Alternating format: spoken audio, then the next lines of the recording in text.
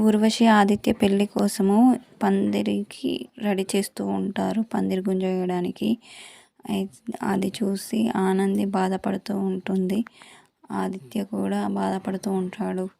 అయితే నవధాన్యాలు వేయండి, ప్రదక్షిణ చేసుకుంటానని పంతులు గారు అంటుంటే ఆదిత్య ఊర్వశి వేస్తూ తిరుగుతూ ఉంటారు, ప్రదక్షిణ చేస్తూ ఉంటారు. అప్పుడు శశికాంత్, అమ్మ నువ్వే వేయాలి ఆనంది నవధాన్యాలు, నువ్వు ఆదిత్య మాత్రమే వేయాలి, ఊర్వశి అస్సలు వేయకూడదు, మీ ఇద్దరే వేయాలి అని శశికాంత్ అంటూ ఉంటాడు.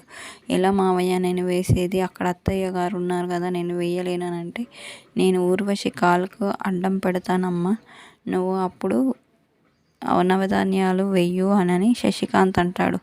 అప్పుడు ఊర్వశి కాలుకి అడ్డం పెడితే ఊర్వశి కింద పడిపోతుంటుంది. అప్పుడు ఆనంది నవధాన్యాలు వేస్తూ ఉంటుంది. ఆదిత్య ఇద్దరు ఒకేసారి వేస్తూ ఉంటారు. అప్పుడు ఆనంది ఆ పళ్ళెం పక్కన పెట్టి మొక్కుతూ ఉంటుంది. ఈ పెళ్ళి ఎలాగైనా ఆగిపోవాలని మొక్కుతూ ఉంటుంది. అది చూసిన ఊర్వశి షాక్ అవుతూ ఉంటుంది. సునంద కూడా షాక్ అవుతూ ఉంటుంది. ఈ నవధాన్యాలు వేసి ఆనంది అక్కడి నుండి ఊర్వశి వాళ్ళ అమ్మ నాన్న కూడా షాక్ అవుతూ ఉంటారు.